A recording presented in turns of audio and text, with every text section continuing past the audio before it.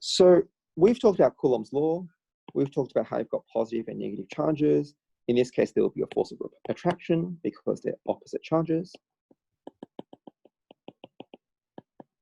And we can calculate the magnitude using Coulomb's law.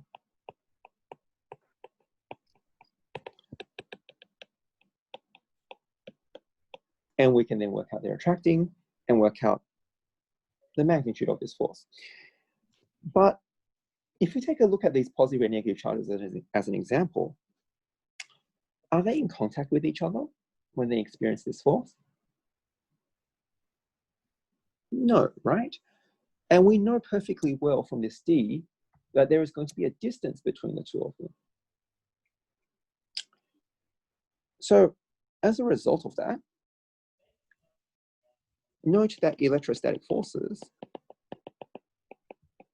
are what are called non-contact forces. In other words, the particles experience force even when they are not in contact.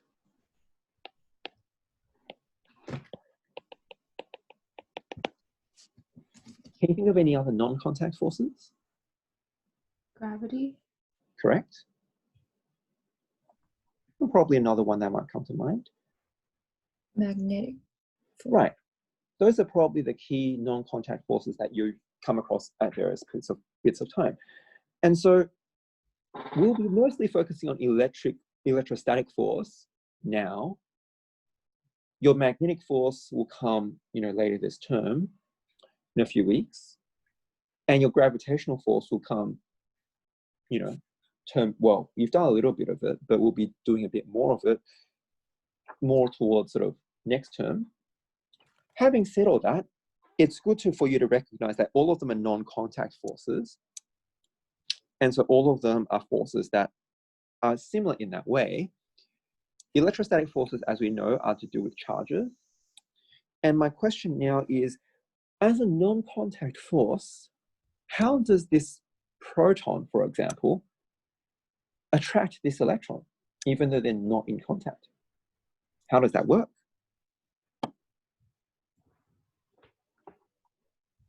Do you guys know how we, explain this? Is it to do with the electric field? Yeah, exactly. So for non-contact forces in general, including the electrostatic force, what we basically say is that a charge particle, the way we could basically explain it is that the charge particle creates a field, in this case, an electric field. So for a mass will create a gravitational field. For a magnet, it will create a magnetic field. But basically, you've got something which will create a field, and that this field will then, exert a force on the recipient particle. So this general idea of fields, which sounds like you have come across before, which is good, applies to all your non-contact forces. We'll be focusing on the electrostatic force right now. But basically, in the case of an electrostatic force, you've got a charge particle. And because it's got a charge, it will create an electric field, or it will influence the electric field. And then the electric field itself will then influence, other charge particles. And that's how we explain non-contact forces. Does that make sense? And so now we'll just basically talk about how to draw electric fields. So electric fields essentially describe, have you guys done electric fields before? Do you guys know how to draw them and all that kind of thing? Is that something you guys have done before? I can't remember. I imagine you might have done magnetic fields before, and if you haven't, we will do that later today. Not today, this term. But basically, we will get to a point where you will need to know how to draw electric, magnetic, and gravitational fields. Right now, electric fields for today. So basically, electric fields is just a sort of concept that helps us understand and predict the direction, and in some ways, more the direction, but in some ways, and the magnitude of the electrostatic force. And it's quite simple, actually. We've got this fancy term, electric field, but actually all it is each point in the electric field simply represents the direction of the force, electrostatic force to be clear, experienced by a positive charge.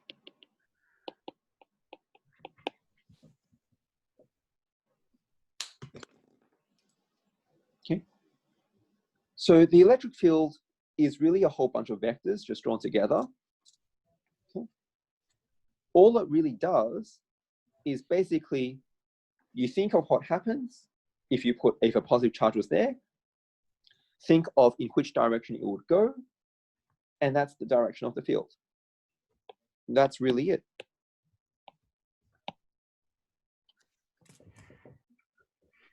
Now, note importantly, for an electric field, it's the positive charge.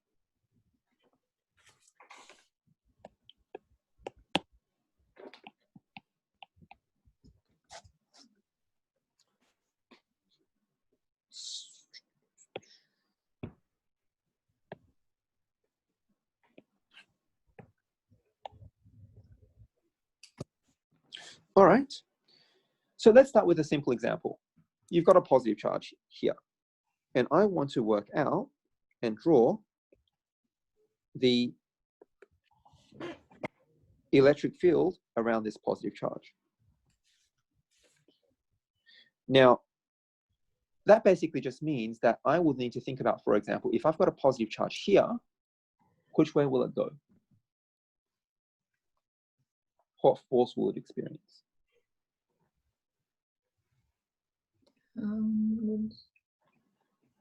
Wait. If I have a positive charge where my pointer is, what will happen to it? The particle move down. I would go down towards the positive if I'm a positive charge. Oh, you would go up then. Right. So, you know, this charge is already here.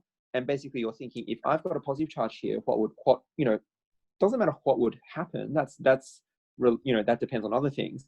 But you're just really asking right now, what's the force I would experience?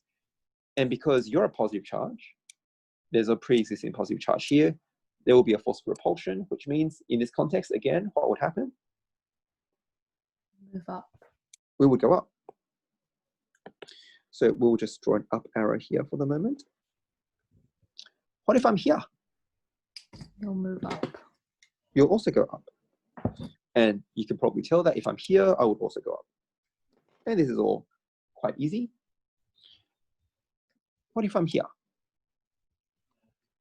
Move to the right. Right. And you can probably tell that if I'm here, I would also be going to the right. And if I'm here, I would also be going to the right, and so forth. And basically, you can just test points like this. I think you guys get the idea. Down here, you would go down, down, down. And over here, you go left, left, left. And of course, you could have other lines going like this. But these are all just specific points. So these are kind of like when you're trying to draw a graph, you've subbed in certain points, and then you've now sort of dotted them out. But to draw the whole graph really is just, well, essentially, I'll draw it in green here. That's going to just go up because it just shows everywhere there. You're just going to go up. All of this will go to the right. All of this will go to the left. All of this will go down.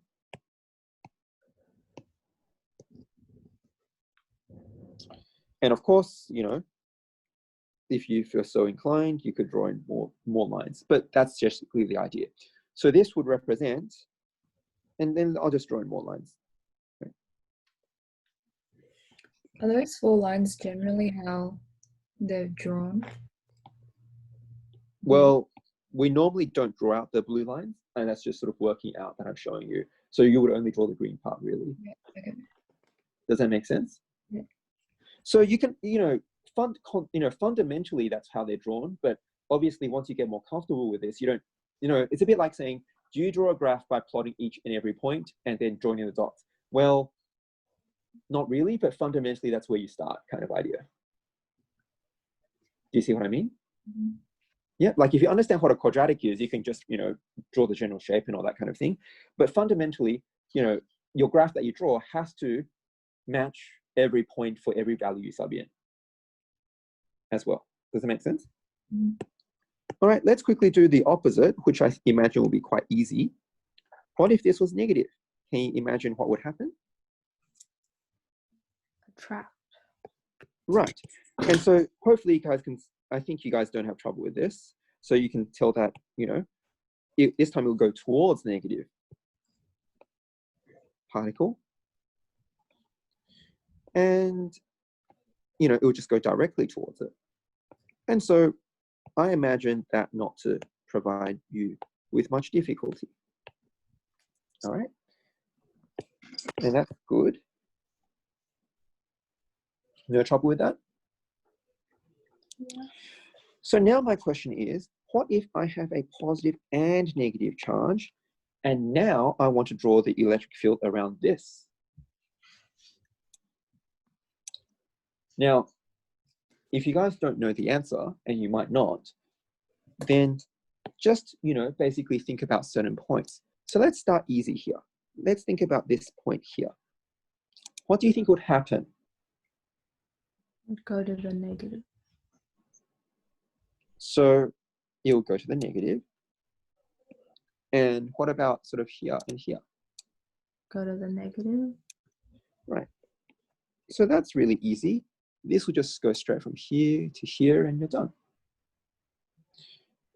Now, let's also continue on the easy path. What about here? Towards the negative. Now, how do you know? Like, just let's go back here. Why do you say it's going towards the negative, to be clear? Because it's repelling from the positive and attracting to the negative. Right? No trouble with that, right? This is pushing you to the right. That's pulling you to the right. That's pulling you to the right. This is pushing you to the right. And so that's to the right. Now, if you're here, what are you going to get from the negative charge? Attraction. Pull to the left. And what do you get from the positive charge? Repulsion. Right. You're going to get repulsion from this and attraction from that. So what is going to happen? They will cancel. Will they fully cancel? No. Why not? How do you tell? The distance. Right. And so this is where you kind of, your judgment call comes in from sort of the distance, right? So the negative charge, imagine you split into two components, right? So the negative charge strongly attracts. So think of that as from the negative charge. But your positive charge is repelling in the opposite direction, but it's further away quite clearly. And so the end result is a net to the left. Does that make sense? Yeah. And you can probably tell that no matter where you are on the right, you're always going to be attracted by the negative charge, and you're always going to be repelled by the positive charge. And the negative charge attraction is always going to be bigger than the repulsion of the positive. And so basically you're going to kind of get this situation going. Does that make sense? How big do you draw the yellow arrow? Well, right now it's conceptual. So, but basically it's got to be firstly, this is all working, right? You don't normally draw, you only draw the final field normally. So, but what I'm saying is the point is the yellow arrow for representing the attraction to the negative has to be bigger than the red arrow, which represents the repulsion from the positive. Does that make sense? And so your net result has to be left. And we really care about the net direction more than anything else right now. And you can see that it will always go to the left because attraction from the negative will always beat out the repulsion from the positive here. What if we're over here? To the left. And why is that? Because it's like close to the positive, but then the negative, and they don't completely cancel. So like, Right. In this case, the positive charge is repelling to the left, and your negative charge is attracting to the right, giving you a net still to the left. And that will continue on. And that clarifies this quite easily. But what if you're, for example, you know, let's start again here, easier. What if we're here, right in the middle? right. Right. So hopefully it's clear. You're going to get a repulsion from the positive and an attraction to the negative. So you're attracted to the negative, but you're repelled by the positive. So the net sum from your vector addition is just to the right. And we care about the direction more so than the length right now. And so hopefully you can see that all of these will just go to the right in the middle. Now, what if you're somewhere here? To the positive. Well, it can't be towards the positive, that's for sure. Away from the positive. So basically, we're just doing each and every point and considering the forces that it acts on that point, and then we work out by vector addition. So you can see that you're going to be attracted by the negative to the negative, but not that much because you're further away. And in this case, you're going to be repelled by the positive in a sort of this direction and by a bigger sort of direction. And using your vector sum, you're kind of going to get this sort of idea. So do you have to draw triangles for like? I mean, I'm only drawing it out to sort of help you sort of, you know, get used to the reason why it's the case. But, you know, if you understand why it's the case, you normally in an exam, you just draw the field. Yeah. Like, you know, I'm trying to help you understand why it is the way it looks. Yeah. Are you guys comfortable with the way it looks already? If not, I mean, this is going to have a slight attraction and a significant repulsion, giving you a sort of closer to vertical situation. And over here, you're going to get a large attraction and a weaker repulsion, giving you a sort of more downward feel. Does that make sense? Yeah. So what that then means is, therefore, I mean, it sounds like you guys get the idea, so I'll just draw it. So what that means is that you'll get this going to the right. This will be a straight line to the left. And this will be a straight line to the left. But in between then, you'll get this sort of curved shape. And from positive to negative, because after all, you know, it will go from positive to negative. And so you'll get this kind of idea happening.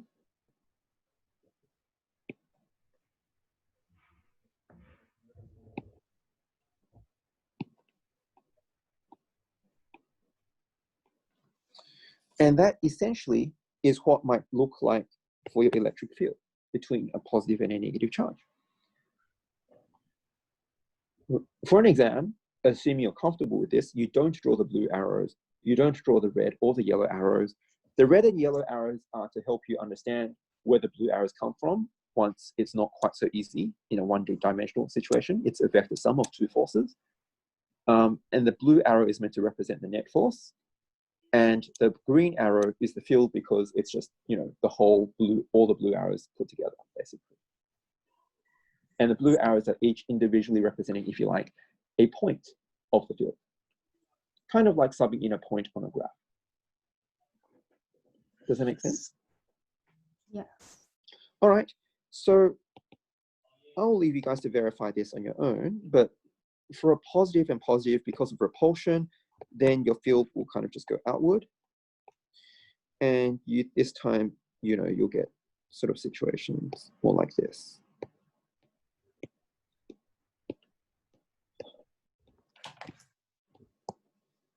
So this is between a positive, this is the electric field, you know, between a positive and a negative. And this is the electric field between a positive and a positive.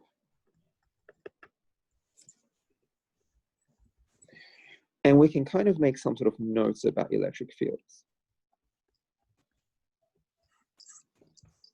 So think about this and think of what your electric field represents. For an electric field, do the field lines go from positive to negative, negative to positive, or unknown?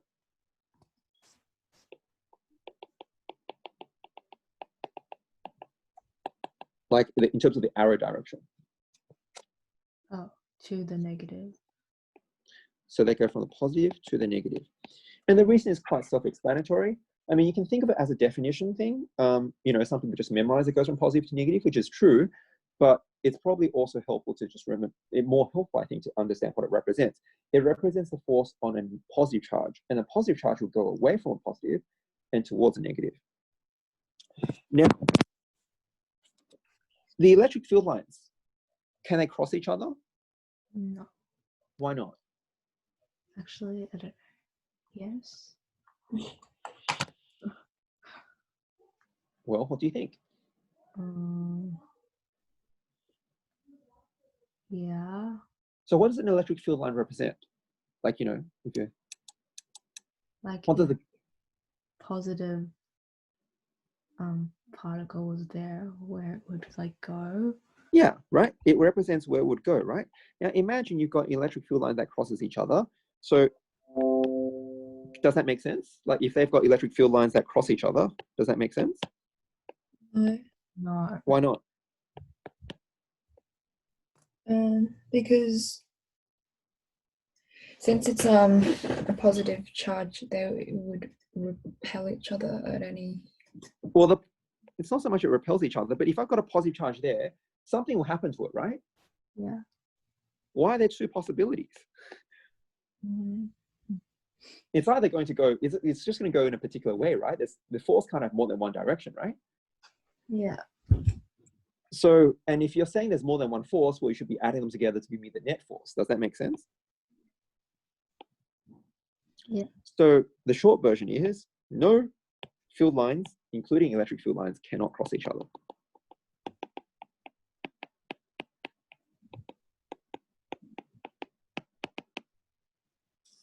If they did, it doesn't make any sense at all.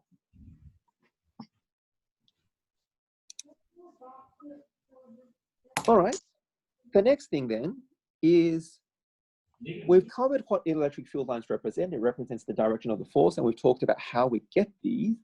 But then my next question is, well, you know, electric field represents direction, but it also is sort of crucial to working out the, you know, force, right? Because it's, you know, we said you've got a charged particle, it creates an electric field. This electric field then exerts the force.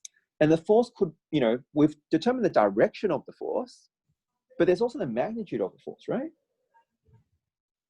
And if there's the magnitude of the force, then, well, how are we going to show if it's a strong force or a weak force?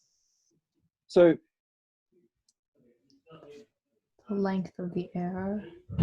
well, not really, because the length of the arrow will just go forever, right? Theoretically, if we just draw it anywhere on this line or this ray, will just go forever. Yeah. So it's not the length of the arrow. And so I think you guys get that if you've got a stronger field, you'll get a stronger force. And if you've got a weaker field, then you'll have a weaker force. So my real question really is, how do you tell the difference between a strong field and a weak field? More line? No. More lines, No. did you say? The space between the lines? That's probably closer. Like you're on the right track regardless, but yeah. So think about this, right? Just take a look at this simple example. Do you expect the electric field to be stronger, you know, here, close to the particle, or far away? Close to. Right. You know, we said before, you know, the closer it is, the stronger the force, which indicates the stronger the field. And if you look at this, the lines are sort of closer together, right? And we can take a look at the same thing here. If you're looking at close to the particle here, the lines are closer together. Whereas, you know, far out here, the lines are further apart, yes? And as a result of that, we're basically going to be saying that the field lines, the density of the field lines, in other words, how close they are together, represent the strength of the field.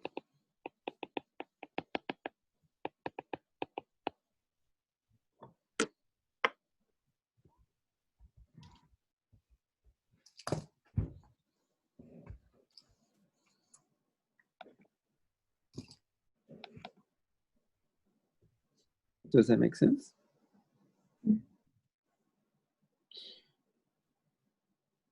Great. So electric field is the fundamental thing behind your electrostatic, charges which create an electric field is the fundamental thing behind your electrostatic force. Your electric fields, we will need to know how to draw them. So basically, if I made this a charge of 2 coulomb versus a charge of 1 coulomb, then all it would mean is I'll just draw in more field lines to demonstrate a stronger electric field as a result.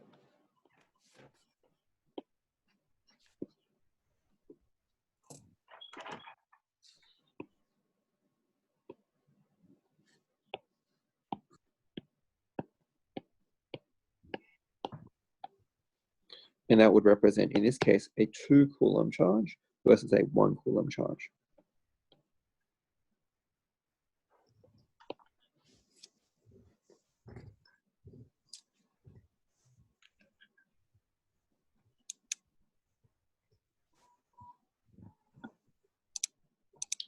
And that's your summary there.